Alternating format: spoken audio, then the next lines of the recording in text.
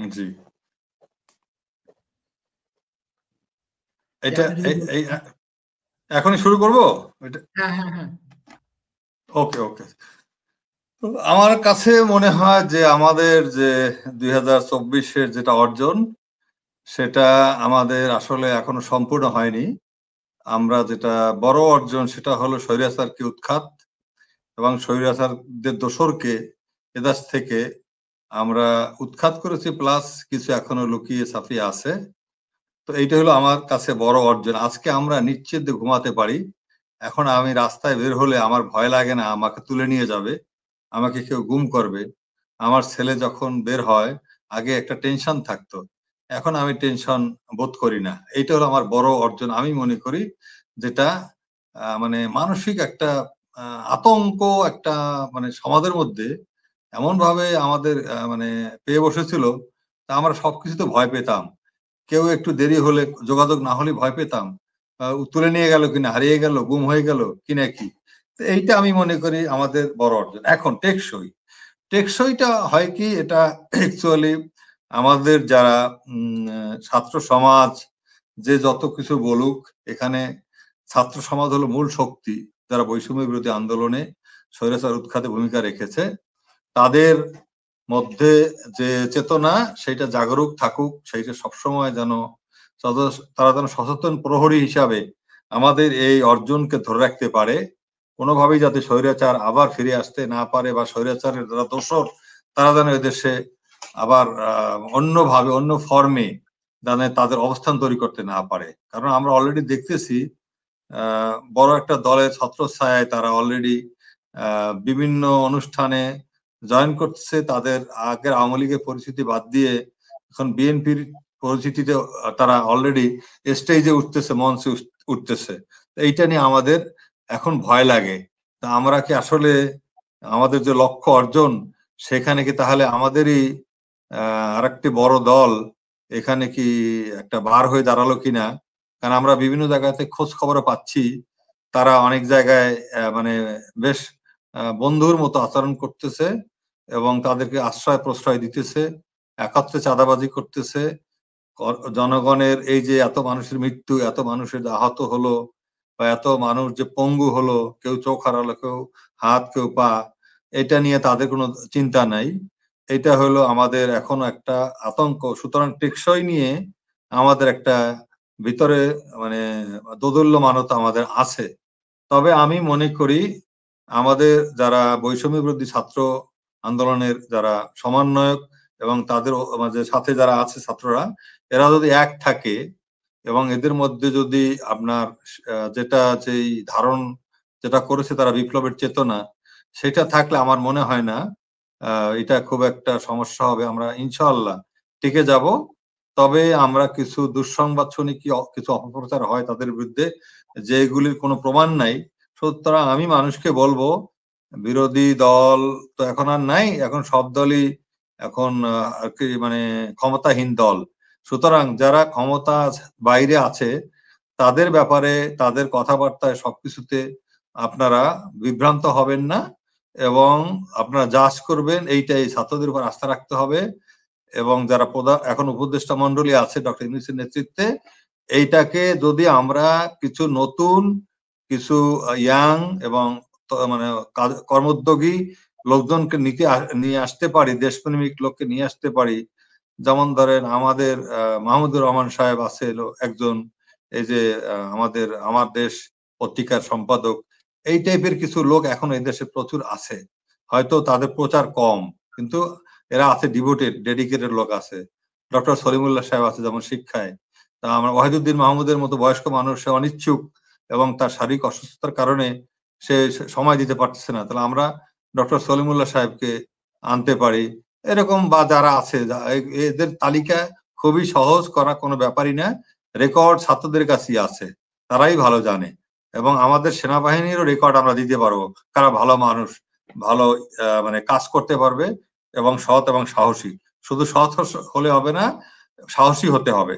আমার কাছে মনে হয় আমাদের যারা এখন উপদেষ্টা আছে এরা অনেকটা প্রবীণ এবং প্রজ্ঞাবান, তবে তাদের কেন জানি মনে হচ্ছে একটু দোনামনা, তাদের একটু মানে ভয় ভাব বা ভীতি ভাব একটা আছে বা অন্য কিছু জড়তা আছে, এটা আমাদের তার কাজে কর্মে আচরণে মনে হয়। আমরা এটা কিছুটা আমাদের মধ্যে একটা সন্দেহ, একটা অনাস্থা তৈরি হচ্ছে, যেটা আমরা চেষ্টা করতেছি দূর করার। কিন্তু জনমনে তো আর আমি সবকিছু, বা আমরা যারা এই সরকারের পক্ষে বলতে গেলে 90% মানুষ এই ইন্টারিম সরকারকে চায় বা চাচ্ছিল এরকম একটা সরকার, যদিও এটা বিপ্লবী সরকার না, তবে তাদের মধ্যে বিপ্লবী চেতনাটা মানে ইনজেক্ট করতে হবে বা তারা এটাকে ফিল করতে হবে।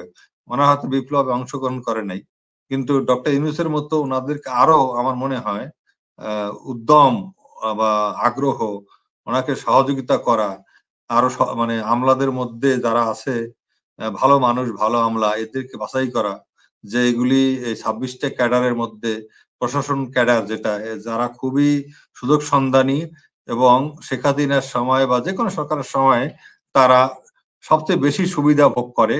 তারা 30 লক্ষ টাকা দামের গাড়িও পায়, আবার 50,000 টাকা মেনটেন্যান্স খরচ পায়, আবার প্রমোশন পায়, যেটা অন্যান্য ক্যাডার পায় না। এখন 25 ক্যাডার যেতে বঞ্চিত যেটার থেকে, সেইটা শুধু প্রশাসনের ক্যাডাররা পায়, জনপ্রশাসন। কেন? এটা তো একটা বৈষম্য। এখন এটার বিরুদ্ধে মানে এটা পরিবর্তনের কথা বলায় ডক্টর মুহিত চৌধুরী যে সংস্কার আন্দোলনের এই জনপ্রশাসনের সংস্কারের সাথে জড়িত, তাকে তার পদত্যাগ দাবি করেছে, তার আন্দোলন করতেছে, তারা এখন 4 তারিখ ঘোষণা দিয়েছে, কত ঘন্টা আলটিমেটাম দিয়েছে। কারণ এগুলি হলো আমাদের অ্যাকচুয়ালি হাসিনার আমলের প্রেতাত্মা, সুবিধাবাদী এই আমলাগুলিকে ভালো কঠোর হস্তে দমন করতে হবে। জনতার মঞ্চ বানিয়েছিল এরা মখ আলমগীর সাহেবের নেতৃত্বে। তো আমি মনে করি এদেরকে আমাদের বিষয়ে আসবো। আমাদের আরো কিছু প্রশ্ন আছে, আমরা আরো কিছু প্রশ্ন নিয়ে আসছি আপনাদের জন্য। প্রশ্নগুলো আগে একটু করেন। দ্বিতীয় প্রশ্ন আমাদের হচ্ছে, আসলে 24-এর গণহত্যার যে কমিশন হওয়ার কথা ছিল, যার মাধ্যমে আমরা সাধারণ জনতা বুঝতে চাইছিলাম কে গণহত্যার সাথে জড়িত, কতজন হত্যাকাণ্ডের শিকার হয়েছিল, কোন বাইরের অথবা দেশের ভিতরের কোন শক্তি এর সাথে সংযুক্ত ছিল, সেজন্য কমিশন হওয়ার কথা ছিল। কমিশন হয়েছে কিনা? গণহত্যার ব্যাপারে এখনো কমিশন হয়েছে বলে আমার জানা নাই, তবে তদন্ত হচ্ছে। আমার মনে কমিটি হয়েছে, কমিশন হয়নি আমি যতটুকু জানি। তবে এটা কমিশন করা দরকার, এটা তো কমিটি করলে হবে না, কমিটির ফ্রিডমটা কম থাকে। কমিশন হলে তাদের অ্যারেনাটা বড় হয়ে যায়, হরাইজনটা বড় হয়ে যায়, they can ask to anybody, they can go to anybody, they can approach anybody. তো অ্যাকচুয়ালি এটা খুবই সহজ করা, আমি মনে করি এটা অনেকটা শৈথিল্য বা ধীর গতিতে চলছে, যেটা এক্সপেক্টেড না। তবে মোটামুটি রেকর্ড আছে। এখন এটাকে আরেকটু আমরা সময় দিতে চাই। কারণটা হলো আমি দেখলাম, আমি এর মধ্যে আমরা গিয়েছিলাম আপনার যেটা নির্বাচন কমিশনের সংস্কার কমিটির যে চেয়ারম্যান, উনি হলো সুজনের যে মানে প্রতিষ্ঠাতা বদিউল আলম মজুমদার সাহেব। আমার বদিউল আলম মজুমদার ভাইয়ের কাছে গিয়েছিলাম, একটা কিছু লয়ার, ব্যারিস্টার এবং আমরা কিছু সেনা কর্মকর্তা এবং বিভিন্ন পেশার লোক, এবং ওনাকে আমরা আমাদের এই যে মানে নির্বাচন কমিশন সংস্কারের ব্যাপারে অনেক কিছু আমরা জানিয়েছি, এবং উনিও আমাদের কাছে অনেক কিছু শেয়ার করেছে, এবং ওনার দেখলাম পেপারটাও ড্রাফট প্রায় হয়ে গেছে, এখন এটার মধ্যে সংযোজন বিয়োজন হচ্ছে।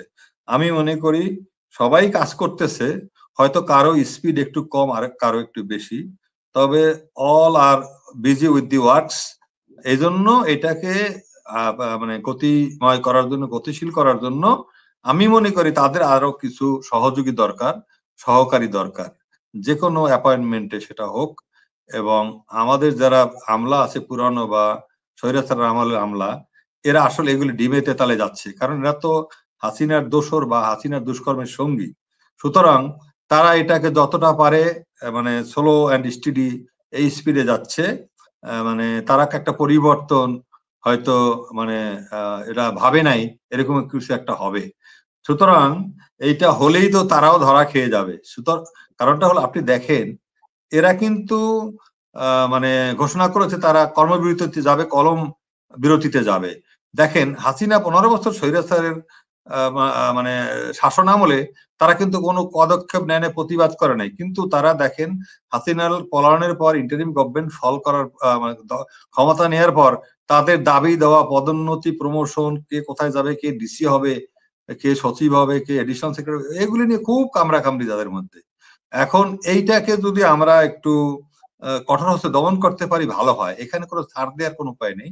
এই জন্য আমি বলবো গণহত্যার কমিশনও হবে বা কমিটি যেটাই হোক, এটা দ্রুতই হবে, এটা খুব একটা কঠিন ব্যাপার না এখন, কারণ সমস্ত সাক্ষী আছে, অনেক জায়গায় আমাদের সিসিটিভি ফুটেজ আছে, রেকর্ড আছে। ইট ইজ মানে ইন্টেনশন, আপনার গুড উইল দরকার, এইটা আমি মনে করি, এবং এটা যাতে তাড়াতাড়ি হয় এই জন্য আমাদের প্রেশার দিতে হবে, এবং এটা ছাত্র সমাজকেই করতে হবে, বৈষম্য বিরোধী আন্দোলন তারা করতে হবে, আমজনতা আমরাও থাকবো এখানে, আমরা এটা নিয়ে প্রতিবাদ করব, লাগলে মানববন্ধন করব, লাগলে আমরা মানে আন্দোলনে বা সংগ্রামে আবার যাব, কোনো অসুবিধা নেই, আমরা রাস্তায় নামবো, কিন্তু it must be done by next month, মানে আগামী বছরের জানুয়ারি মাসের মধ্যে এটা শেষ করতে হবে, ফাইনাল করতে হবে। আমি যতটুকু জানি এটা একটা কাছাকাছি পর্যায়ে চলে গেছে, বাট ফাইনাল এখনো হয়নি, কারণ কিছু লোক বিভিন্নভাবে মারা গেছে, তাদেরকেও তারা বৈষম্য বিরোধী আন্দোলনের শহীদ বলে দাবি করতেছে, এবং কিছু ঘটনা এরকম আছে, কিছু অনিয়ম, কিছু উল্টাপাল্টা রিপোর্ট আছে, এগুলি ক্রস চেক হচ্ছে এবং এগুলো ভেরিফিকেশন হচ্ছে। পুলিশটা না থাকায়, পুলিশের এখনো এরকম সক্রিয় ভূমিকা না থাকায়, এবং তারা একটু ট্রমাটাইজ বা একটু গাছারা ভাব, এজন্য একটু এগুলি স্লো মোশনে হচ্ছে, কারণ এই ইনভেস্টিগেশন গুলি মেইনলি পুলিশের সাহায্য দরকার, কারণ যে এলাকায় যাবে, যেখানে যাবে, এখনো কিন্তু ছাত্রলীগের সন্ত্রাসী, যুবলীগের সন্ত্রাসী, এরা কিন্তু এখনো গাপটি মরে বসে আছে, এবং তারা অনেক ধরনের ষড়যন্ত্র করতেছে। ধন্যবাদ ভাই। আমাদের তৃতীয় প্রশ্ন, 16 বছরে যেসব সচিব, আমলা, পুলিশ, বিচারক, মিডিয়া দালালি করছে তাদের কি শাস্তি হয়েছে, তাদের কি আসলে কোনো শাস্তি হয়েছে কিনা, সাথে যদি অ্যাড করে নিতেন আমার সেনাবাহিনীর অফিসাররা যারা পদবঞ্চিত তাদের কি সুবিধা পাইছে, এবং বিডিআর হত্যাকাণ্ডে যেসব নিরীহ বিডিআর ছিল তারা এখনো জামিন পাচ্ছে না কেন? অ্যাকচুয়ালি বিডিআর এ যারা জেলে আছে, জামিন শুরু হয়েছে, আমি দেখেছি দুই একজনকে অলরেডি। এখন এটার হয়তো একটা কোন যে তদন্ত কমিটিটা যেহেতু হচ্ছে, তদন্ত কমিশন হয়ে গেছে, জেনারেল ফজলুর রহমান অলরেডি পিলখানার মধ্যে তার অফিস ভিজিট করেছে, ওখানে কনসার্ন সবার সাথে যারা তাকে সহযোগিতা করবে তাদের সাথে কথা হয়েছে। ওখানে একজন, আপনি জানেন, একজন এডিশনাল ডিস্ট্রিক্ট জাজও আসছে নতুন, উনিও জয়েন করেছে, এবং এইগুলি দেখভাল করবে, ওনাকে সাহায্য সহযোগিতা করবে। ওনার সাথে আমাদের সেনাবাহিনীর সদস্য আছে, এবং প্রশাসনের একজন যুগ্ম সচিব আছে, আমাদের একজন ব্রিগেডিয়ার আছে, একজন মেজর জেনারেল আছে। আমার মনে হয় এটা খুব দ্রুত হয়ে যাবে, এবং এইটার মধ্য দিয়েই জেনারেল ফজলু হলো অত্যন্ত কর্মঠ মানুষ এবং খুব স্টেট কার্ড মানুষ, সৎ মানুষ। তো আমার মনে হয় উনি এখানে যতেও সাক্ষীর একটা ব্যাপার আছে, জেলখানায় যারা আছে তাদেরকে হয়তো সেফ কাস্টডিতে রেখে বা এটা হেফাজতে রেখে হয়তো খুব কুইকলি আমার মনে হয় মানে যাতে দ্রুত শেষ করতে পারে, যদি জেলখানায় যেতেও পারে কনসার্ন, ওখানে সময় দেয় 1-2 ঘন্টা, বা উনি একটা সেল খোলে, ওখানে গিয়ে অফিস খোলে কয়েকদিন, আমার মনে হয় যে এটা উনি দ্রুতই শেষ করবে, এবং আমরা বিডিআর এর ব্যাপারটা খুব পজিটিভলি দেখছি, এটার আন্তরিকতার কোনো অভাব নাই, এটা খুব শীঘ্রই আমি আশা করি এটার ব্যাপারে আমরা সোচ্চার। আমরা প্রেস ক্লাবে আমি নিজেও বক্তব্য রেখেছি, যত বিডিআর এখন আছে আমাদের জেলখানার মধ্যে 700-800 বা 400 আমার এক্স্যাক্টলি মনে নাই, কিছু ছাড়া পেয়েছে এবং অনেক ছাড়া পাচ্ছে আস্তে আস্তে, যে মানে তবে এর মধ্যে অনেকে সাক্ষী আছে, এবং সাক্ষী হিসাবে যাতে তাদেরকে যাতে পাওয়া যায়, মানে এত বছর ধরে ওখানে আছে, তাদের বাড়ি ঘরে ঠিকানা পাওয়া যাচ্ছে না। যেমন আমাদের একজন এক মেজর সাহেবকে উনি খুন করা হয়েছিল রূপনগরে, মিরপুরে, তার ওয়াইফকেও খুঁজে আমরা পাচ্ছি না। ওই যে আপনি জানেন, ওই যে আমাদের একটা কমিশন হয়েছে, গুম কমিশন, ওর নাম ছিল জাহিদ, ওর ওয়াইফকেও তুলে নিয়ে গেছিল ডিবি পুলিশ। তো এইরকম আমরা মানে অনেকেই হারিয়ে যাচ্ছে বা হারিয়ে গেছে, ট্রেস করতে পারতেছি না, দেশের বাইরে চলে গেছে। এই জন্য যে যেখানে আছে, অন্তত যদি জেলখানায় থাকে, তালিকার মধ্যে ফাইনাল হলে তাদের নামগুলি, এখন যেহেতু অফিস শুরু করেছে তদন্ত কমিশন, আমার মনে হচ্ছে ওখানে গিয়ে তালিকা দেখলে যারা যারা এরকম ওখানে আছে তাদেরকে হয়তো রেখে বের করে আনবে, বা যারা দোষী সাব্যস্ত হয়েছে তাদেরকে হয়তো মানে পানিশমেন্ট অনেকের হয়ে গেছে, আর অনেকে তো খামাখা আছে মিথ্যা অভিযোগে। আমার মনে হয় এটা খুব দ্রুত সুরা হয়ে যাবে। আর সচিব, আমলা বা পুলিশ, অ্যাকচুয়ালি সচিবদের 53 জনের নামে মামলা হয়েছে আমি যতটুকু জানি, এবং আমলারা খুব একটা কেউ অ্যারেস্ট হয়নি। একজন দেখলাম দুদকে একজনের নামে মামলা হয়েছে, উনি একজন জেলা জজ এক্স, এবং উনি দুদকে ছিল এক সময়, ওনার নামে মামলা হয়েছে দেখলাম। আর পুলিশের তো 2 আইজি আপনি জানেন এখনো জেলে আছে, আর ছোট যে র্যাঙ্কের SP, additional SP, assistant commissioner, এরাও কিছু ধরা পড়েছে এবং তাদেরকে জেলে রাখা হয়েছে, তাদেরকে ইন্টারোগেশন করা হচ্ছে, রিমান্ডেও নেওয়া হয়েছে। এখন আসলে ম্যাক্সিমামই মানে নিখোঁজ বা পালিয়ে আছে বা দেশের বাইরে। এখন এইটার ব্যাপারে একটু আমাদের জনগণকে সচেতন হতে হবে, এবং যারা রাজনৈতিক দলগুলো যারা স্বৈরাচারের বিরুদ্ধে কাজ করেছে তাদের উচিত প্রশাসনকে সহযোগিতা করা, পুলিশকে সহযোগিতা করা। কারণ পুলিশ এখনো ভয় পাচ্ছে এবং দড়ি মাছ নাসুই পানি এই ধরনের মানসিকতা আছে। এই জন্য পুলিশ ছাড়া, যৌথ বাহিনী ছাড়া এই সমস্ত লোককে হাজির করা খুব টাফ। এজন্য হাজির না করা গেলে তাদের বিরুদ্ধে অ্যাকশন নেওয়া টাফ। এখন হয়তো তারপর এক সময় মামলা হবে, ওই যে তাদের হাজির না হলে তখন রায় দেওয়া যায়, একপাক্ষিক রায় দেওয়া যায়, ওইভাবে রায় হবে। তা আশা করি আমার মনে হয় আরো কিছু উপদেষ্টা মনে হয় নেওয়া হবে, যেহেতু একটা মন্ত্রণালয় মানে একজন করে যদি থাকে সেটাই মানে আমার মনে হয় বিশাল ব্যাপার। কারণ একটা 17-18 কোটির মানুষের দেশ, এখানে একজনে 4-5টা মন্ত্রণালয়কে ধরে আছে, এটা কোনো মানে হয় না আমি মনে করি। এবং তাদের সেই বয়সও নাই, এনার্জিও নাই। সুতরাং এটা ওনাদের 1টা-2টা মন্ত্রণালয় রেখে বাকিগুলি বিভিন্ন উপদেষ্টা নিয়ে নিয়োগ দিয়ে তাদেরকে দায়িত্ব দেওয়া উচিত, যারা স্বৈরাচার বিরোধী আন্দোলনে ভূমিকা রেখেছে। এরকম অনেক আমরা মাঠে দেখেছি, আমরা টকশোতে দেখেছি, টিভিতে দেখেছি। আমাদের মানে জানা মতে এ ধরনের লোকের অভাব নেই। সুতরাং নতুন উপদেষ্টা নিয়ে, যেহেতু এমপি নাই এখন আমাদের, ক্যাবিনেট নাই, কিচ্ছু নাই, 300 এমপি থাকতো, 45 জন মহিলা এমপি ছিল, কিছুই তো নাই এখন, মেয়রও নাই। তো তাহলে কাজ করবে কারা? এটা তো চেইন লাগবে, এটা সিস্টেম লাগবে তো।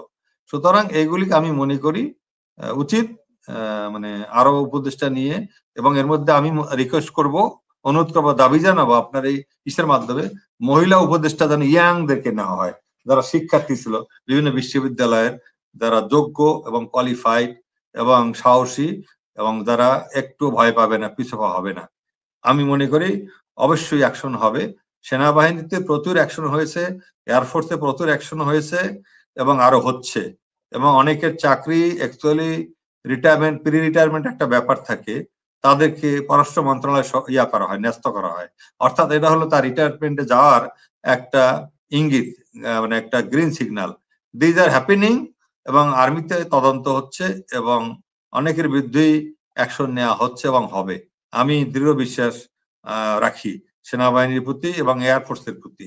নেভির ব্যাপারটা আমি একটু কম জানি, তবে এয়ারফোর্স, আর্মি এবং এয়ারফোর্স এই দুইটাতে বেশ অ্যাকশন হচ্ছে। ধন্যবাদ। আমাদের এর পরের প্রশ্ন, আপনি যেহেতু বাংলাদেশের একজন নাগরিক এবং রাজনৈতিক বিশ্লেষক, নিরাপত্তা বিশ্লেষক, আপনার অনেক কিছু জানা আছে, আপনি কি আমাদের মতো সাধারণ জনগণকে বলতে পারবেন এই রিফর্ম করার পরে, রেগুলেশন বা গণ অভ্যুত্থানের পরে কোন দল কি কি সংস্কার করছে, তার দলীয় কি কি সংস্কার করছে, কোন দল আছে বাংলাদেশে এমন? অ্যাকচুয়ালি আমি কোনো দলের রিফর্ম দেখতেছি না, আমি এটাকে দেখতেছি একটা গতানুগতিক দল। কারণ আমি আপনার এই প্রোগ্রাম ছাড়াও আরেকটা প্রোগ্রামে গতকালকে কথা বলেছি, আমি তখন মানসিকতা দেখলাম, সে একটা দলের সাংগঠনিক সম্পাদক, বড় একটা দলের, আপনি বুঝতে পারতেছেন কোন দলের কথা বলতেছি। উনি একজন প্রফেসর, বাট ওনার দেখলাম কোনো কিছু উনি মানতে রাজি না, যে ওনার দলের লোকজন যা করতেছে সেগুলির কেউ কথা বলবে বিরুদ্ধে বা সেগুলি সমালোচনা করবে।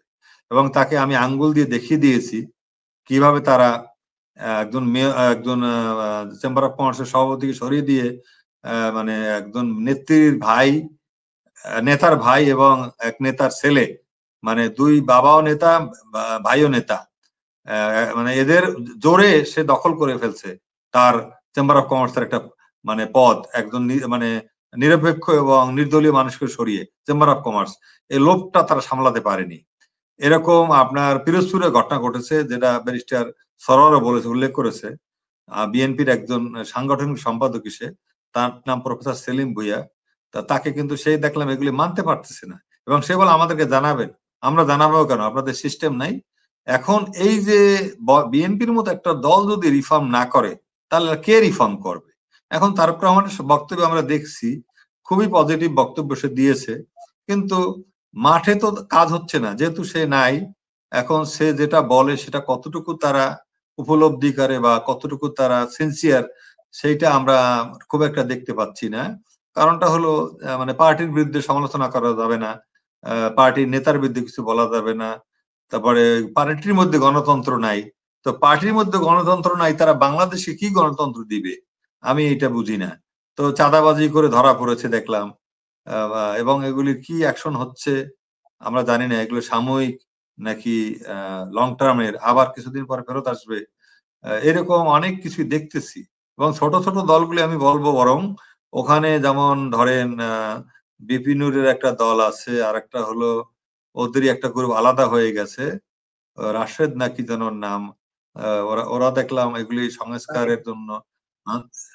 জি, তারেক তারেক তারেক তারেকরা আলাদা হয়েছে। হ্যাঁ তারেক, তারেক খুবই সিনসিয়ার একটা ছেলে, কিন্তু তারেকের ওখানে আরেকজন আছে, মানে সে দেখলাম খুব ভালোই বক্তব্য রাখে।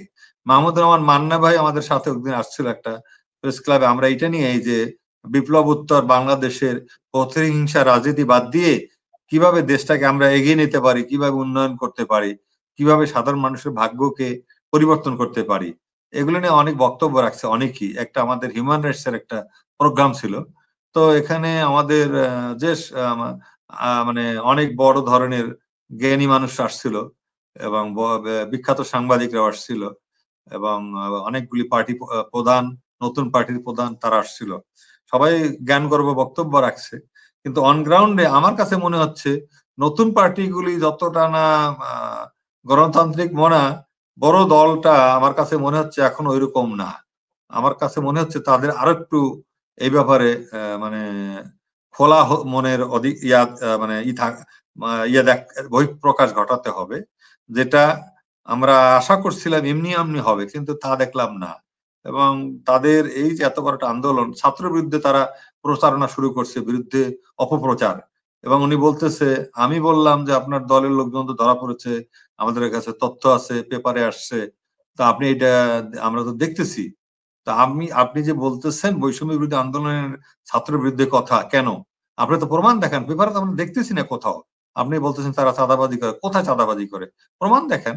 তো এখন উনি বল যে হ্যাঁ আছে। তো এখন ওনাদের হয়ে এই বৈষম্য বিরোধী ছাত্রদেরকে এখন তারা তাদের বিরোধী দল মনে করছে, এখন আওয়ামী লীগের বিরোধী দল না, তারা আওয়ামী লীগকে বিরোধী দল হিসাবে চায়, কিন্তু বৈষম্য বিরোধী ছাত্রদেরকে চায় না। যেহেতু তারা এখন জাতীয় ঐক্য কমিটি কি যেন এরকম একটা কিছু করতে যাচ্ছে একটা দল, এতে তারা শঙ্কিত। এজন্য তারা চাচ্ছে এই দলটা তৈরি হওয়ার আগেই একটা ইলেকশন যাতে তাড়াহুড়ো করে হয়ে যায়, ইলেকশন হলে তাহলেই তারা মনে করে যে সংস্কার বাকিটা তারা করবে। ওনারা তো 53 বছরে সংস্কার করতে পারেনি, এবং ওনাদের মানসিকতারই পরিবর্তন হয়নি। আমি বলে আমরা বলেছি, ইঙ্গিত দিয়েছি, আমরা অনেক দেখেছি আপনাদেরকে। আমরা চাই ডক্টর ইউনূস তার নেতৃত্বে দরকার হলে আরো আমরা লোকবল বাড়িয়ে দেব, সংখ্যা বাড়িয়ে দেব, এবং বেছে বেছে পুরনো যারা সৎ আমলা কর্মচারী আছে বিভিন্ন সেক্টরে সেকশনে, তাদেরকে আনবো। দরকার ছাত্রদেরকে এখানে নেওয়া হবে, তারপর নতুন চাকরিতে নেওয়া হবে। সুতরাং এইটা যদি আমরা না করি, আপনি শুনলে আশ্চর্য হবেন, ডক্টর মুহিত চৌধুরী, যেটা সংস্কার কমিশনের যেটা বিশেষ ক্যাডার, খুবই ইম্পর্টেন্ট, আপনি জানেন, এরাই অ্যাকচুয়ালি পলিসি মেকার, এবং এরাই নিয়ন্ত্রণ করে অ্যাকচুয়ালি মন্ত্রী এমপিদেরকে। কিন্তু তাদের মানসিকতা এইরকম, তারা একটা পরীক্ষা দিয়ে পদোন্নতি নিতে রাজি না, তারা পরীক্ষা দিতে রাজি না। এবং ডক্টর মুহিত চৌধুরী বলেছে সবাই পরীক্ষা দিবে, এবং 70% মার্ক পেলে এটা পাস মার্ক হিসাবে গণ্য হবে, এবং তার পদোন্নতি হবে। আমাদের সেনাবাহিনীতে কিন্তু, ডিফেন্সে কিন্তু এরকম হচ্ছে, আমরা কোয়ালিফাই যদি এটা পাই তো হবে, না হয় হই না, এরকম। কিন্তু ওনারা এটা রাজি না, এখন ওনারা পদত্যাগ চাচ্ছে, এবং তারা আন্দোলনের দিকে যাচ্ছে।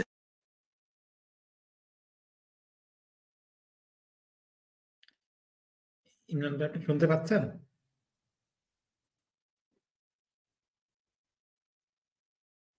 আমাদেরকে যারা আমাদের ব্রিলিয়ান্ট ছেলেরা আছে, মেয়েরা আছে, বিশেষ ক্যাডারে এদেরকে স্পেশাল ভাবে নিতে হবে। বিশেষ বিসিএস বিশেষ নেওয়া হচ্ছে, নেওয়া হয়েছে আগে। এবং আমি বিশেষ যে বিসিএস ক্যাডার, আমি স্যারদেরকেও দেখেছি, আমাদের সরকারি স্কুলের স্যারদেরকেও নেওয়া হয়েছিল, অনেক সিনিয়র লোক। তাহলে আমাদের স্টুডেন্ট যারা 35-40 হয়ে গেছে, যারা মানে আওয়ামী লীগের আমলে রিটেনে টিকলো, ভাই ভাই বাদ পড়েছে, এদেরকে কেন এখন সুযোগ দেওয়া যাবে না? এদেরকে সুযোগ দেওয়া হোক, নেওয়া হোক। এবং পুরানো যারা আমলা আছে, স্বৈরাচার আমলের, এগুলিকে মানে বের করে দেওয়া উচিত, এগুলোকে বরখাস্ত করা উচিত। কারণ এরা মানে যেটা কার্যবিধি আছে সরকারি চাকরি মালার, সেখানে তারা এটা করতে পারে না আন্দোলন। এটা জনতার মঞ্চ একবার করেছে এবং সেই জনতার মঞ্চের মধ্যে আবার তারা ভূমিকা নিতে যাচ্ছে। এদেরকে কঠোর হস্তে দমন করা উচিত এবং এখানে স্টিম রোলার চালাতে হবে। No compromise, no sir, they must be taken into custody. সবগুলিকে একেবারে কাস্টডিতে ঢুকাই দিতে হবে। দেখা যাক না কি করে ওরা। এদেরকে কোনো রহম নাই, কোনো মাপ নাই। আর মুহিত চৌধুরী উচিত, মুহিত চৌধুরীকে রাখতে হবে। আপনি জানেন ওই যে কর্নেল আবু হেনা মোস্তফা কামাল বরিশালে একজন রেজিস্ট্রার হিসাবে নিয়োগ পেয়েছিল, তাকে তারা ওখানে অফিস করতে দেয়নি।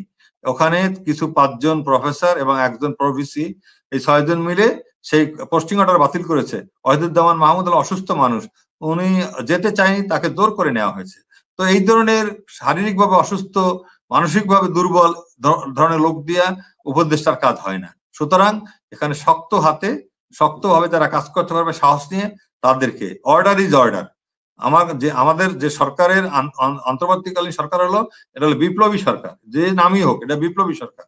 এটা মানুষের ভালোবাসার সরকার, ছাত্রদের ভালোবাসার সরকার, আমাদের আন্দোলনের ফসল। সুতরাং ডক্টর ইউনূসের নেতৃত্বের সরকার, এখানে তার আদেশ কার্যকর করতে হবে। কারণ বলতে হবে কেন সে ওখানে জয়েন করতে পারবে না, তুমি কে, ওদের বিরুদ্ধে অ্যাকশন নিতে হবে। এগুলি না নিলে হবে না। এজন্য আমি আবারও বলবো, আমাদের যারা আছে উপদেষ্টা, এটাকে বেগবান করার জন্য তাদের কর্মকলাপ এবং তাদের যে সাহসের যেটা ঘাটতি, এগুলি পূরণ করার জন্য তাদের যে দোনামনা ভাব, এগুলি পরিহার করে তাদেরকে কাজ করতে হবে নির্ভয়ে। জনগণ তাদের সাথে আছে এবং ছাত্রদেরকে নিরাপত্তা দিতে হবে। বৈষম্য বিরোধী ছাত্র নেতার অনেক জায়গায় হামলার শিকার, অনেকে মার্ডার হয়েছে, বগুড়ায় দেখলাম একজনকে খুন করা হয়েছে। তো এইগুলি তো মানা যায় না। আমাদের এই ধরনের আমরা যদি জাফর ইকবালকে নিরাপত্তা দিতে পারে হাসিনা, আমাকে কালামানিক, জাস্টিস বিচারপতি কালামানিককে যদি নিরাপত্তা দিতে পারে পুলিশ দিয়ে।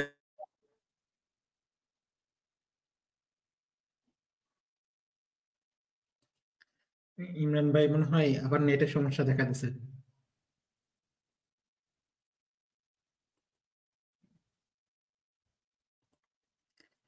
ইমরান ভাই, আপনি আবার আবার অ্যাড হন, ইনশাল্লাহ আমরা দেখি, আমরা হচ্ছে ইমরান ভাই। আচ্ছা,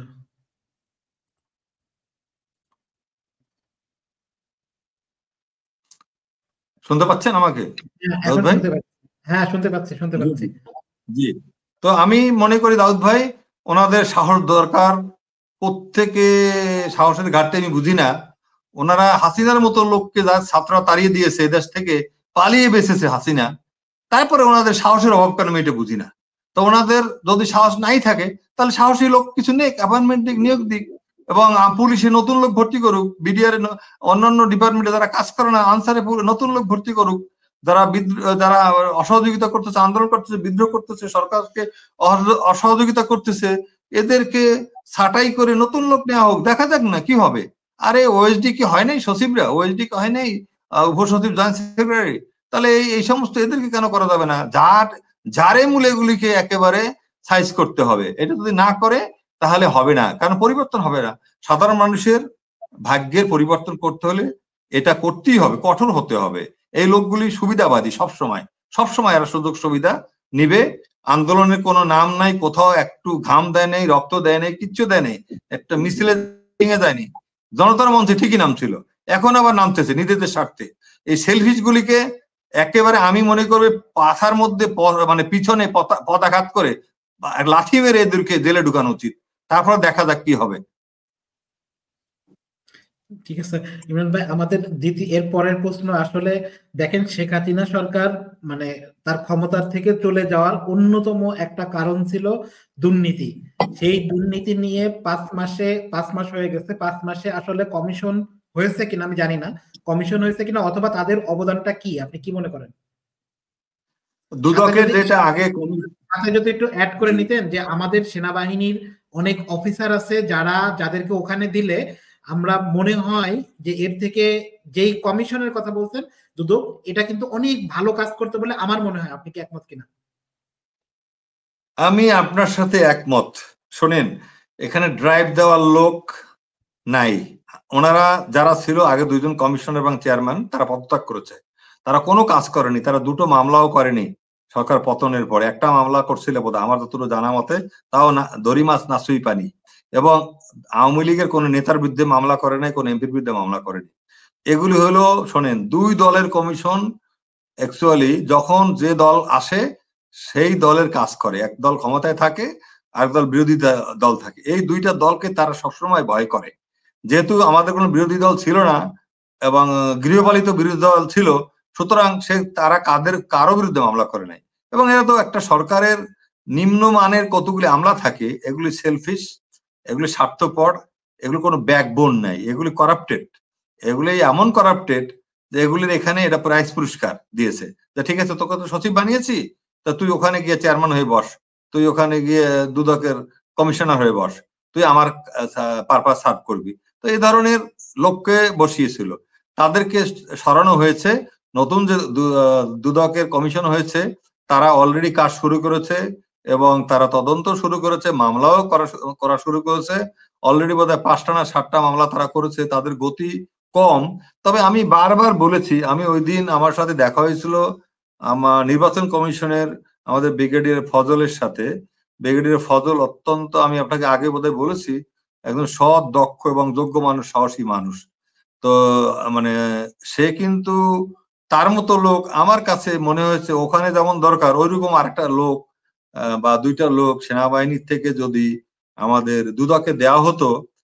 যেমন আমি আপনাকে নাম বলতে পারি, যেমন এই যে বিডিআর এর যে এখন তদন্ত কমিশনে দেওয়া হয়েছে মেজর জেনারেল জাহাঙ্গীর, অত্যন্ত সৎ, নিষ্ঠাবান এবং ন্যায়পরায়ণ মানুষ, সাহসী মানুষ, কথা কম কাজ বেশি, এরকম একটা লোক সাথে পাচ্ছে নাই, নন পলিটিক্যাল মানুষ।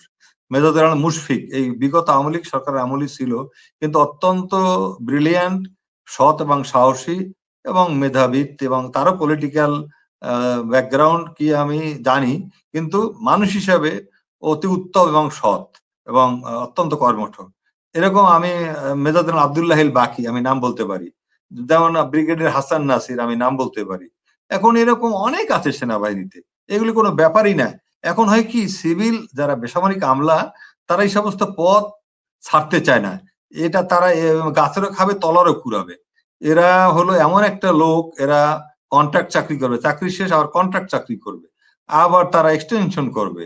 তো এই ধরনের মানে মানে যাতে কন্ট্রাকচুয়াল সার্ভিস গুলি না দেওয়া হয়, এই সমস্ত যারা যাদের গতি নেই, অগ্রগতি নাই, এমন কিছু দৃশ্যমান নাই অ্যাচিভমেন্ট, তাদেরকে কোনোভাবেই উচিত হবে না কোনো নিয়োগ দেওয়া বা তাদের চুক্তি নবায়ন করা।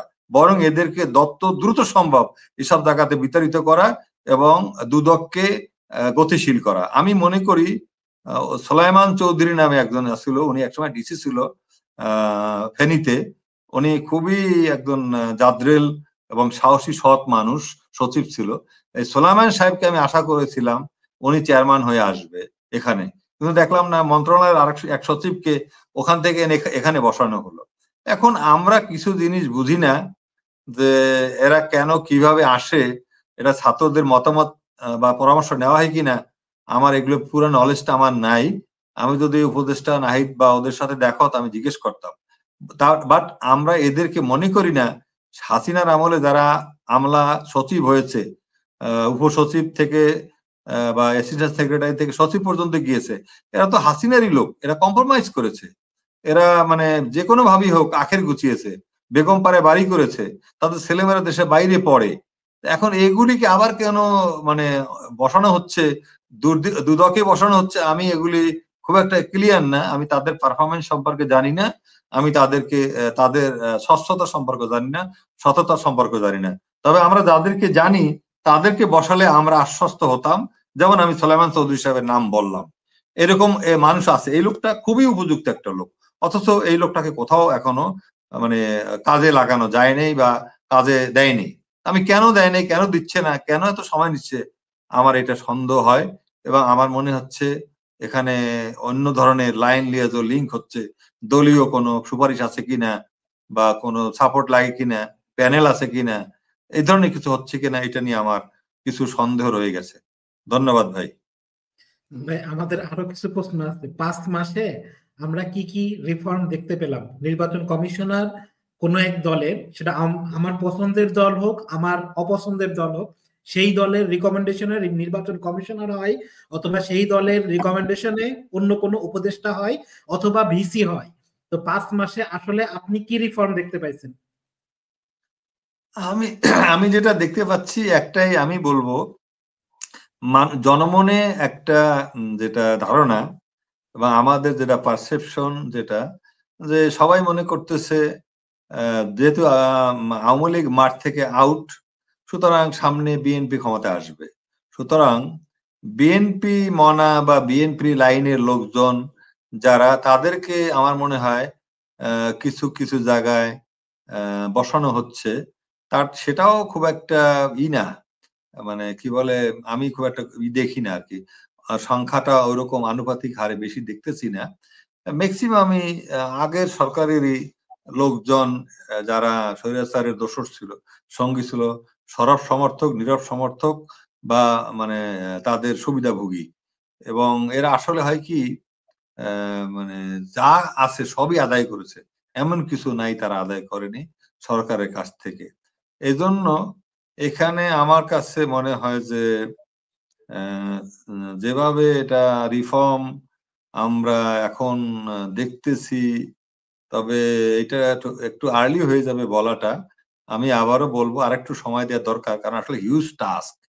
এবং আপনি জানেন একটার পর একটা ঘটনা ঘটতেছে, এই আগুন ধরাও তো, সচিবালয়ে আগুন ধরাও তো, মানে এটা ওটা, মানে এই আন্দোলন ওই আন্দোলন, আবার কালকে দেখলাম ওই বৈষম্য বললাম না, এখন আবার বিসিএস ক্যাডারের এরা আন্দোলন, আবার 25 ক্যাডার এক দিকে, এক মানে প্রশাসন ক্যাডার একদিকে, মানে একটা সরকারের মাথা খাওয়ার জন্য, সরকারকে কাজ করতে না দেওয়ার জন্য যা করার তাই তারা করতেছে। এই জন্য ভাই হয় কি, এরা একটা দল চাচ্ছে দেশে যাতে মার্শাল ল আসে, মানে একটা দল চাচ্ছে, আমি আপনাকে খোলা মনে বলতেছি, একটা দল চাচ্ছে এরকম করে এমন একটা অবস্থা হবে, একটা অরাজকতা তৈরি হবে, অরাজকতার মধ্যে আবার তার প্রতিবেশী দেশ তারা তারা পূর্ব মানে মানে মানে বা মানে অনেক ওপেনই মেনেছে, তাদের হয়তো কৃপায় আবার হয়তো হাসিনা না আসুক, হাসিনার দলই হয়তো আবার পুনর্বাসন হবে, হয়তো এখন না বা একটু পরে হবে, কিন্তু একটা তাড়াতাড়ি ইলেকশন দিয়ে যাতে একটি আওয়ামী লীগ এখনো তারা মনে করে যে বিরোধী দলে হয়তো আসতে পারবে, যেহেতু তাদের অনেক টাকা আছে এবং তাদের প্রশাসনের লোকজন আছে। এবং এখন যদি দেরি হয়, মামলা মোকদ্দমা হয়তো তারা অনেকে দণ্ড পেয়ে যাবে, নৈতিক স্খলনের শাস্তি পেলে মানে তখন তারা অনৈতিক কাজের জন্য তারা হয়তো ইলেকশন করতে পারবে না, এরকম একটা ক্লজ আছে। এবং আমরা বদিউল আলম মজুমদার সাহেবকে বলেছি, উনি উনি বলছে হ্যাঁ এটা অলরেডি আছে নৈতিক স্খলনের জন্য। যেমন বদি আছে একটা কক্সবাজারে, এখন জেলে, মাদক সম্রাট। এই টাইপের যারা লোক আছে, এই লোকগুলি যাতে আর ইলেকশন করতে না পারে, এই ধরনের লোককে আমরা বলছি যেভাবে হোক সুযোগ না দেওয়া। এখন আওয়ামী লীগ কেন চাচ্ছে দ্রুত, বিএনপি কেন চাচ্ছে দ্রুত, এটার একটাই কারণ আমি মনে করি, যেটা তারা তাদের ধৈর্য হারিয়ে ফেলছে 1 নম্বর। আর তারা বলে ক্ষমতা লোভী না, কিন্তু তারা ক্ষমতার জন্য এটা করতেছে। তারা দেশের মানুষকে নিয়ে চিন্তা করে না, কারণ দেশের মানুষকে নিয়ে চিন্তা করলে চাঁদাবাজি তারা করতো না। তারা তাহলে এখন বলতে হ্যাঁ উনি সংস্কার করুক, এবং ওনারা বলে খালি ইয়া করলেই হবে, ইলেকশনের জন্য সংস্কার করলেই হবে, আর বাকি দরকার নাই। তো বাকি দরকার নেই কেন, অর্থাৎ তাহলে আওয়ামী লীগ আর বিএনপি এখানে একই অবস্থানে আছে। তারা তাদের মনে করে তারাই ভাগ করে খাবে, তারাই মানে ও একবার ও একবার আর কি, মুদ্রার আর এপিট ওপিট মানুষ আগেও বলতো, এখনো বলা শুরু করেছে। এজন্য আমাদেরকে কোনো বিকল্প নাই যদি আমরা সংস্কার না করি। ডক্টর ইউনূসকে আমাদের সময় দেওয়া উচিত, এটা আমার ধারণা। আমরা যতই অধৈর্য হই ভাই, আপনাকে জনগণকে বুঝতে হবে যে সহযোগিতা কেউ করতেছে না, আমলারাও করতেছে না, এবং বিএনপি হয়তো একটু করতেছে, জামাত একটু করতেছে, কিন্তু আওয়ামী লীগ তো আছেই বিস্ফোরার মতো। আর বিএনপিরও অনেকে চাঁদাবাজি, মানে অলরেডি দলাদলি, মারামারি, দখল বাণিজ্য নিয়ে নিজেরা পরিবেশটা নষ্ট করে ফেলছে। থানায় গিয়ে বিএনপির লোকজন সুপারিশ করে আওয়ামী লীগ লোককে ছাড়াই নিয়ে আসতেছে। এখন এই ধরনের মধ্যে তারা কেউ একটা কনফিউশন করে ইউনূস সরকার ব্যর্থ দেখাতে চায় যে হ্যাঁ, রাজনৈতিক সরকার ছাড়া সম্ভব না। এখন তারা মনে করে আবার 9/11 একটা এসে গেল। এখন ডক্টর ইউনূস খোলা মনে বলেছে উনি, ওনার দরকার নেই, আসলে উনি তো অনেক সম্মানিত লোক, উনি যা পাওয়ার আল্লাহ তাকে দিয়েছে। এখন আমাদের আসলে রাজনৈতিক দলগুলি দুর্বৃত্তের দল, আর আমাদের যারা আমলা, এগুলো ম্যাক্সিমাম দুর্বৃত্তায়নের সাথে জড়িত না, শুধু দুর্নীতির সাথে জড়িত। আমলারাও দুর্বৃত্ত, এরাও অনেক জায়গায় ওকে ডিসি দিয়ে বলে সাংবাদিককে ধরে নিয়ে আয়, ওকে পিটা, ওকে মার, এই ডিসিরা বলে, এগুলো ডিসিরা করেছে। এটা পুলিশ আর্মি করলে একটা কথা হয়, হ্যাঁ ঠিক আছে আমরা লাঠিয়াল বাহিনী, মাথা গরম আমাদের একটু অন্যরকম, কিন্তু ডিসি এগুলি যদি করে, বা একজন আমলা বেসামরিক, যার একজন উপসচিব বা জয়েন্ট সেক্রেটারি, রাজশাহীতে এরকম হয়েছে, একজন জয়েন্ট সেক্রেটারি আদেশে র্যাব একজন মহিলাকে তুলে নিয়ে পিঠে, তোমার পরে তো মারাই গেল মহিলা। তা এখন এইগুলির ধরনের লোক যারা আছে এদেরকে শনাক্ত আমরা জানি, তিনিও, কিন্তু কেউ মামলা করতেছে না, তাদেরকে ভয় পাচ্ছে এখনো, যে এখনো তারা অনিশ্চয়তার মধ্যে ভুগতেছে। ভাই আমাদের সর্বশেষ প্রশ্ন, আপনাকে অনেক করছি, সর্বশেষ প্রশ্ন আমাদের হচ্ছে মানে দেখেন, আমরা চাচ্ছি মুজিব পরিবার যাতে বাংলাদেশের রাজনীতিতে কোনো মতেই না, মানে ফিরতে পারবে না, এটা আমরা গ্যারান্টি দিচ্ছি। কারণ বাংলাদেশে যদি শেখ মুজিব পরিবার ফিরতে চায়, আরো কয়েক লাখ মানুষ মারা যাবে, মানে তারা ফিরতে দেব না, এটা আমাদের প্রতিজ্ঞা।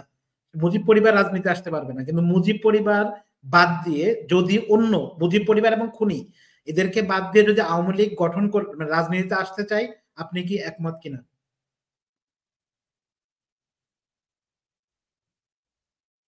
ইমরান ভাই,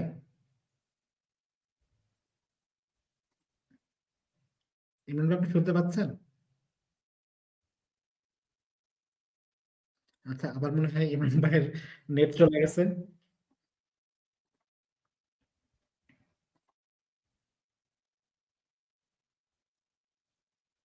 জি, ইমরান ভাই, আপনি কোশ্চেনটা শুনতে পাইছিলেন নাকি আবার করি হ্যাঁ দাউদ কোশ্চেনটা? ভাই, আপনার প্রশ্নটা আমি দেখেছি, আপনি স্ক্রিনেও দেখিয়েছেন। তো অ্যাকচুয়ালি আমি মনে করি মানে পরিবারতান্ত্রিক রাজনীতিটা মানে যে বাংলাদেশের একটা কালচারে চলে আসছে, আপনি বিএনপি বলেন, আওয়ামী লীগ বলেন, জাতীয় পার্টি বলেন, এটা হয়তো আমি দেখি জামাতের মধ্যেই নাই, বা বাম দলগুলির মধ্যে নাই, কিন্তু এটা কিন্তু আমাদের এখন এমন একটা পর্যায়ে গেছে।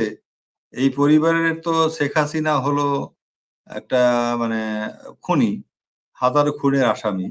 তো সে তো বাংলাদেশে তাকে যদি ইন্ডিয়া হ্যান্ড ওভার করে, তার তো ফাঁসি হয়ে যাবে, এটা মোটামুটি নিশ্চিত। এখন মানে রেহানা যে পরিমাণ সম্পদ লুট করেছে, তার জন্য তো আমৃত্যু তার জেল হবে, কোনো সন্দেহ নাই। সজীব ওদের জয় হরি লুট করেছে বঙ্গবন্ধু স্যাটেলাইটের নামে, তারপরে আপনার বিভিন্ন পাওয়ার প্ল্যান্টের থেকে পয়সা নেয়া, এনার্জি সেক্টর থেকে নসরুল হামিদ দীপু, আমাদের যে উপদেষ্টা ছিল জ্বালানি, বীর বিক্রম ওনার নাম, এই ভুলে গেলাম, সিনিয়র লোক, এক সচিব ছিল, এক সচিব, ব্যারিস্টার মওদুদের বেয়াই, মানে আর কি ভাইরা, ডক্টর আমাদের কবি জসিমউদ্দিনের জামাই, তো উনি তো অলরেডি জেলে আছে। এখন এই ধরনের লোকগুলি, সালমান এফ রহমান জেলে আছে, এই ধরনের লোকগুলিকে যদি আমরা মানে ভালো করে জিজ্ঞাসাবাদ করি, তাহলে মুজিব পরিবারের 9টা এমপি ছিল বোধহয় আমার জানা মতে, ক্লোজ রিলেটিভের মধ্যে 9 জন এমপি, একটাও ধরা পড়েনি, সব পালিয়ে গেছে বা পালিয়ে যেতে সাহায্য করা হয়েছে। এগুলি তো সন্ত্রাসী, ওদের জন্মই সন্ত্রাসের মধ্য দিয়ে। এই তাপস বিডিআর এর খুনে জড়িত, শেখ সেলিম বিডিআর এর খুনে জড়িত। তো এখন এইরকম যারা বাংলাদেশের আমাদের যারা মানে সেনাবাহিনীর বিরুদ্ধে অবস্থান নিয়েছে, বাংলাদেশ সার্বভৌমত্বের বিরুদ্ধে অবস্থান নিয়েছে, রয়ের দালালি করেছে, ইন্ডিয়ার এজেন্ট হয়েছে, এখন এগুলি প্রমাণিত। সুতরাং এদের রাজনীতি করার অধিকার নাই। এটা শুধু আপনারা না, এটা আমরাও যারা আছি বেসামরিক সামরিক আমলা, আমার মনে হয় যারা বিবেকবান সৎ মানুষ দেশপ্রেমিক, তাদেরকে রাজনীতিতে আসতে দিবে না এবং এদেরকে প্রতিহত করা হবে। এদেরকে পথে ঘাটে যেখানে পাওয়া যায় সেখানে এদেরকে ধরে পুলিশে দেওয়া হবে। যদি অ্যাকশন না হয় তাহলে গণ আদালতে বিচার হবে, একটা অরাজকতা তৈরি হবে। সেই জন্য আমি বলবো ওরাও ভালো থাকুক, দেশের বাইরে পালিয়ে যারা আছে, আর যেগুলিকে ধরা গেছে বা ধরা যাবে, গ্রেপ্তার করা যাবে, আপনার তাদেরকে এনে ফাঁসির দণ্ডে, দেখুন এরা সবাই মার্ডার কেসের আসামি, আর এমন কেউ নাই যারা খুন খারাপের সাথে জড়িত না। সুতরাং এদেরকে এইভাবে মানে ক্লিন করতে হবে আমাদের দেশটাকে। এগুলিকে ফাঁসিতে ঝুলাইলে আমার মনে হয় এমনি মুজিব পরিবার বা আরো কেউ কোনো খনি পরিবার আর এদেশের রাজনীতিতে যেটা অরাজকতা, যেটা মগের মুল্লুক, যেটা বাপদাদার মানে কি বাপের দেশ, আমার বাপ স্বাধীনতা নিয়ে আসছে আর বাকি লোক আঙ্গুল চষছে বসে বসে 9 মাসে, আর ওনার বাবা পাকিস্তানে বসে দেশ স্বাধীন করছে, আর ওনারা 32 নম্বর বাড়িতে বসে স্বাধীন করছে, আর মহাখালী যে কি বলে আণবিক শক্তি কমিশনে বসে শেখ হাসিনা তার জামাই দেশ স্বাধীন করছে আর কি। আর মানে মাঠে যারা ছিল এরা যুদ্ধ করে নেই, আর কিছু স্বাধীন করছে ইন্ডিয়াতে বসে শরণার্থী হয়ে। সুতরাং এই গাদ্দার পরিবারকে তো আসতে দেওয়াই যাবে না। এরা একটা গাদ্দারের বংশধর, ওরা হলো ভারতের এজেন্ট, ওরা আমাদের দেশের মানে কাজের জন্য ওরা কাজ করে না, ওরা ভারতের জন্য কাজ করে। সেক্ষেত্রে নিজেরই মুখের ভাষ্য আছে, ভারতের জন্য যা আমি করেছি ভারত সারা জীবন মনে রাখবে। সুতরাং এর চেয়ে বড় সাক্ষী নেই। সুতরাং আমি মনে করি এই পরিবারকে কোনোভাবেই রাজনীতিতে আসতে দেয়া যাবে না। আর যদি আসে কোনো লাভ হবে না, হয়তো গণপিটুনিতে মারা যাবে, অথবা দেখবেন আপনার এদেরকে খুঁজে পাওয়া যাবে না, মাংস খুঁজে পাওয়া যায় না, এদের শরীরে কিচ্ছু থাকবে না। এটা আমি আপনাকে বলতে পারি। জনগণের কিন্তু রাগ এখনো রয়ে গেছে, ক্ষোভে ফুসতেছে, খালি সময়ের ব্যাপার। খালি দেশটাকে ভালোবাসে বিধায় অরাজকতা করতেছে না, ধৈর্য ধরতেছে, দেখতেছে গুম খুন। এই যে আন্তর্জাতিক যে ট্রাইব্যুনাল হলো আন্তর্জাতিক মানবাধিকারের, এই ট্রাইব্যুনালে কি পানিশমেন্ট হয়, কি শাস্তি হয়, এগুলো মানুষ কিন্তু দেখতেছে, দেখবে। তারপরে যদি উচিত বিচার না হয়, যদি সঠিক বিচার না হয়, এখানে যদি কোনো ঘাটতি থাকে, জনতার বিচার থেকে কিন্তু কেউ রেহাই পাবে না। এবং যারা এর সাথে জড়িত, যারা এখন সঠিকভাবে কাজ করতেছে না, দৃঢ়ভাবে এখনো মানে একটু দড়ি মাছ নাচুই পানি এই ধরনের, এই উপদেশটা যাই বলেন আমলা কেউ ছাড়া পাবে না। সংশ্লিষ্টদের সবাইকে এখানে আমার মনে হয় সাবধান হওয়া উচিত, তাদের নিজের স্বার্থে, দেশের স্বার্থে, নিজেদের নিরাপত্তার স্বার্থে। না হলে পথে ঘাটে লাঞ্ছিত হবে। আজকে আব্দুল হাই হয়েছে, আব্দুল হাই কানু হয়েছে, কালকে আব্দুল হাই বাচ্চু হবে বা আর একজন হবে। আমরা মনে করি সততার সহিত, সাহসিকতার সহিত, দেশ এবং জাতির স্বার্থে, মানবাধিকার উদ্ধারের স্বার্থে, রক্ষার স্বার্থে আমাদের দেশে এই এই শেখ পরিবারের যারা আছে, লুটেরা গোষ্ঠী, খুনি গোষ্ঠী, মাফিয়া গোষ্ঠী, এদেরকে রাজনীতি আর পুনর্বাসন করতে দেওয়া যাবে না। থ্যাংক ইউ ভাই। আমাদের দর্শক একটা প্রশ্ন করছে যে 31 কি প্রোগ্রাম আছে, এই প্রোগ্রাম সম্পর্কে যদি কিছু বলেন এবং আপনার শেষ বক্তব্য, এবং যদি কোনো 2025-এর কোনো প্রত্যাশা আপনার থেকে থাকে। কোন প্রোগ্রাম ভাই, আর বুঝলাম না। 31 নাইটে, মানে 31শে ডিসেম্বর। হ্যাঁ হ্যাঁ, 31 না নাইটে যে 31শে ডিসেম্বর, অ্যাকচুয়ালি 31শে ডিসেম্বর শোনেন, this is not our culture. 31st নাইটটা হলো আমাদের একটা মানে ইম্পোর্টেড কালচার, এবং এটা আমাদের এখন হয় কি আপনি বোঝেন, এখন খোলা সংস্কৃতি, ওপেন এয়ার কালচার। সুতরাং ওয়েস্টার্ন কালচার চলে আসছে। আমাদের যে জেনারেশন, আমরা একটু হয়তো ব্যাকডেটেড আগের, এখন যারা জেনারেশন এই জেনজি যারা বলেন, এরা কিন্তু এই কালচারে অনেকে আছে বিশ্বাস করে, অনেকে আছে এটাকে একটা আনন্দ ফুর্তির ব্যাপার মনে করে। এটা করতে পারে, এটা একটা গ্যাপ, জেনারেশন গ্যাপ থাকে। 31st নাইটটা আমার মনে হয় অনেকটা নিয়ন্ত্রণের সহিত হবে, আগের মতো এরকম হবে না, উচ্ছৃঙ্খলতার মধ্যে হবে না। করুক, কিন্তু আমরা তো আর যুগের সাথে মানে বদলাতে সবাই পারি না। তবে যখন যে জেনারেশনকে অনার করতে হয়, এবং এদেরকে আমাদের কিছু জিনিস আমাদেরকে মেনে নিতে হবে। তো আমি অ্যাকচুয়ালি এই 31st নাইটে এগুলি আমাদের মধ্যে দাওয়াত আসে, আমার আছে যেমন দাওয়াত, আমি আসলে এই সমস্ত দাওয়াতে যাই না, আমি এগুলি পছন্দ করি না। তোমার হোটেলগুলিতে হবে, তো বিভিন্ন ক্লাবে হবে, এবং কক্সবাজারে আমি অবশ্য কালকে যাব কক্সবাজার। তো অ্যাকচুয়ালি ওখানে আমি যাব, দীর্ঘদিন ধরে আমি যাই নাই। স্বৈরাচার আমলে অ্যাকচুয়ালি আমি অনেক জায়গায় যাইনি আমার নিরাপত্তার কারণে, আমি গাড়ি ছাড়াও চলি নাই। এবং এটা আপনি হয়তো আপনাকে শেয়ার করেছিলাম, আমাকে একবার ধরতে আসছিল 30শে জুন, মানে জুলাই তো শুরু হলো আন্দোলন, তো 5 তারিখে তো হাসিনা ভেঙে গেল। তো অ্যাকচুয়ালি তখন I was about to be abducted. I was informed by my some মানে ওয়েল উইশার্স। তো আলহামদুলিল্লাহ, আল্লাহ সবই আল্লাহর ইচ্ছা, আল্লাহ মালিক। তো আমি তো কোনো দল আসলে করি না। আমরা একটা নতুন দল করেছিলাম যেটা আমি জানতাম না, এটার পিছনে গোয়েন্দা সংস্থা ছিল। তো পরে যখন আমাকে বলেছে ইলেকশন করতে হবে, সাহায্য করবে, টাকা পয়সা দিবে, আই রিফিউজড। আমি বলেছি যদি হাসিনা থাকে তাহলে আমি ওই আমি ইলেকশন করব না। যদি হাসিনা না থাকে, কেয়ারটেকার আসে বা ইন্টারিম আসে, আমি ইলেকশন করব, কিন্তু আমার টাকার দরকার নেই, আমি ইলেকশন করব। কিন্তু আমি ওই বিক্রি হওয়ার জন্য ওই কারো পা চেটে ওই কুকুরের মতো এমপি হওয়া, ওই সমস্তর মধ্যে আমি নেই। কারণ ওটা কোনো ব্যাপারই না। আমি মানুষের সেবা করতে চাইলে এমপি, মিনিস্টার ওগুলি নাও হয়ে অনেক কিছু করা যায়। আমি 2টা কথার মাধ্যমে তো মানুষকে সান্ত্বনা দিতে পারি অ্যাটলিস্ট।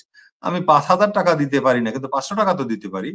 ৫০০ টাকা দিতে না পারি, ১ কেজি টাকা মানে চাল কেনার পয়সা আমার একটা শ্রমিক ভাইকে দিতে পারি, রিকশাওয়ালাকে দিতে পারি।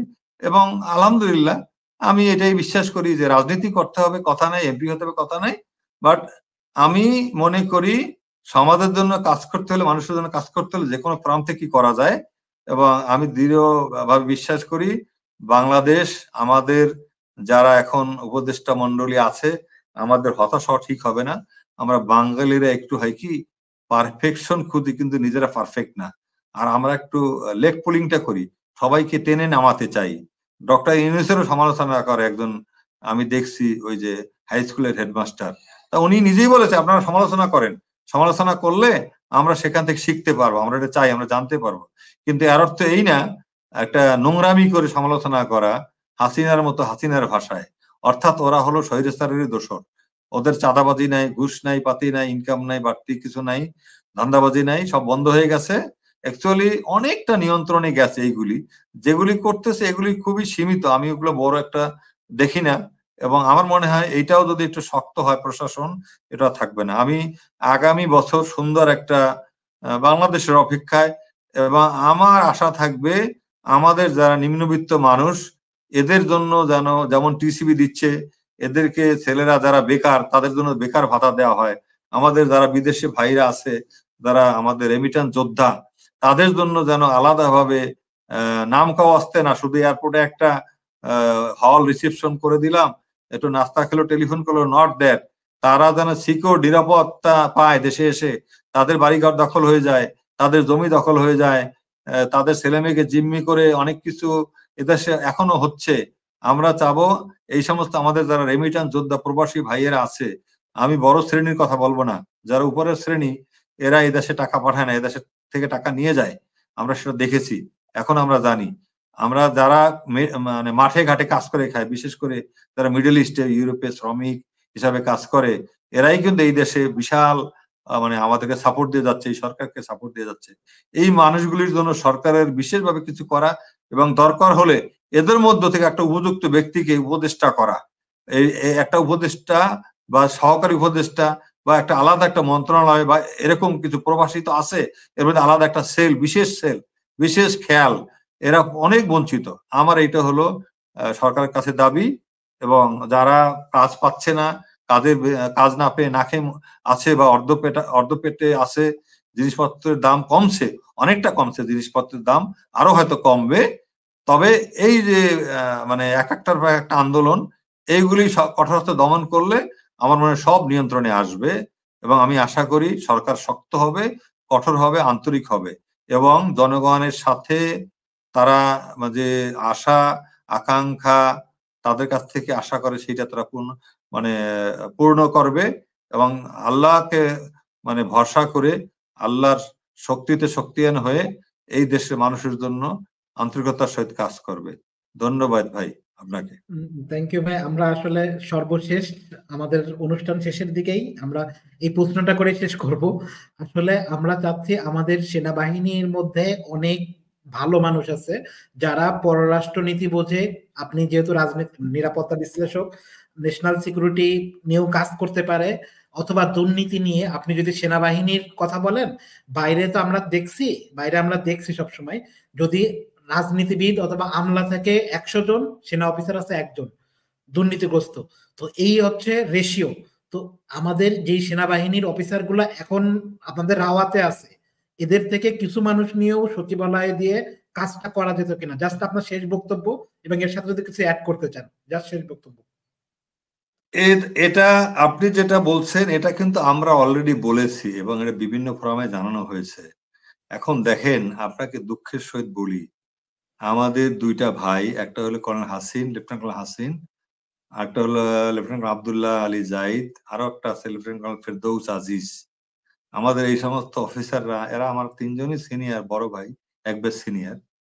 এরা খুবই ডেডিকেটেড, খুবই সাহসী। কর্নেল হাসিনের নাম আপনি নিশ্চয়ই শুনছেন, এবং বাংলাদেশে স্বাধীনতার পরে এত খেতাবধারী অফিসার, সাহসী অফিসার বাংলাদেশ আর্মিতে জন্ম নেয় নেই আমি আমার জানা মতে, এবং আমি এরা সবাই স্বীকার করবে এক বাক্যে। তাদেরকে ইউনিফর্ম পরা অবস্থায় ধরে নিয়ে গেছে, গুম করেছে, এখনো তাদেরকে পেনশন দেয় নাই, তাদেরকে রেগুলারাইজ করে নাই। ব্রিগেডের আদমিটটা হয়েছে। অনেক অফিসার এরকম আমাদের আছে, তারা ছোটখাটো কারণে তাদেরকে বঞ্চিত করা হয়েছে, বরখাস্ত করা হয়েছে বিভিন্ন কারণে, উসিলা দিয়ে, যেগুলি খুবই স্বৈরাচারের একটা মানে মানে যেটা যে স্বাক্ষর, সেটা স্বৈরাচার রেখে গেছে, সাহসী অফিসারদেরকে বঞ্চিত করেছে।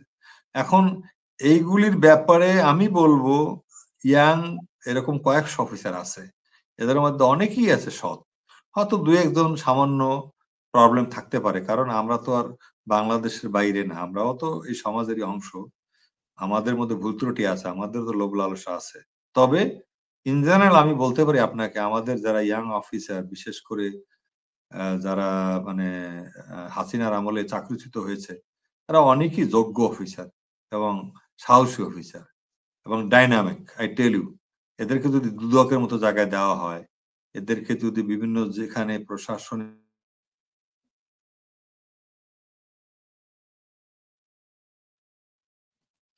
ইমরান ভাইয়ের মনে হয় আবার সমস্যা দেখা যাচ্ছে, দেখি উনি আবার ঢুকতে পারে কিনা।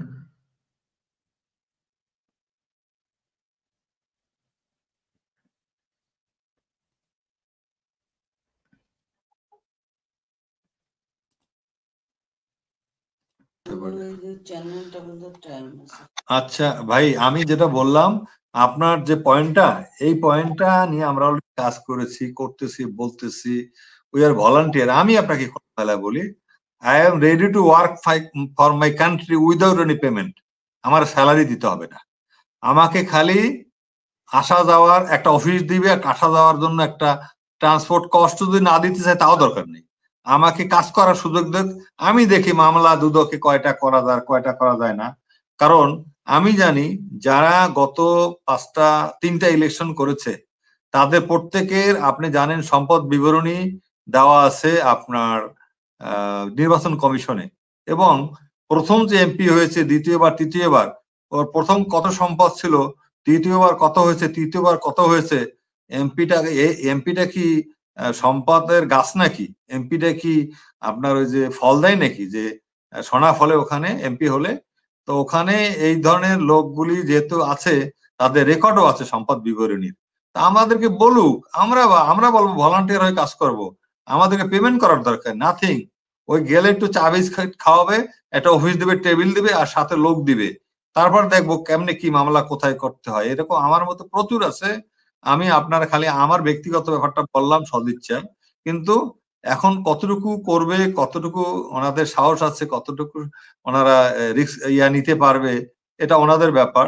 বাট আমাদের কিন্তু ঘাটতি নাই সদিচ্ছার, আমাদের প্রচুর অফিসার আছে কাজ করার জন্য, কিন্তু কাজ করার পরিবেশ তো আমাকে দিতে হবে, সুযোগ দিতে হবে।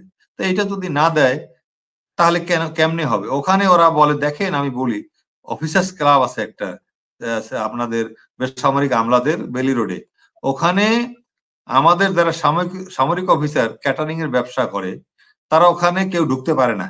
ওখানে তারা পরিকল্পিতভাবে সেনাবাহিনীর অফিসারদেরকে ওখানে তালিকাভুক্ত হতে দেয় না।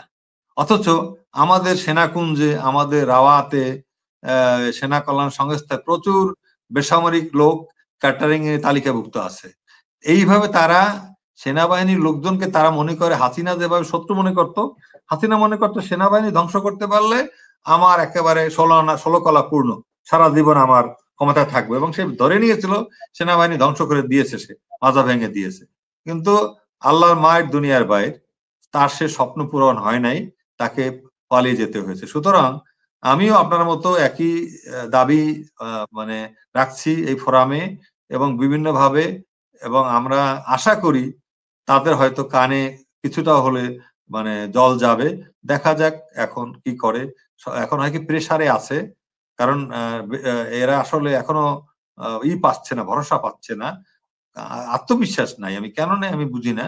তো আমার মনে হচ্ছে যে ওইটা করলে খুব ভালো হতো, ওনারা সাহসও পেত, ওনারা আস্থাও পেত। যদি আমাদের রিটায়ার্ড যারা সৎ অফিসার আছে, সার্টিফাইড অফিসার 100-100 এরকম প্রচুর অফিসার আছে, কিন্তু নিয়োগ দিতে হবে সরকারকে।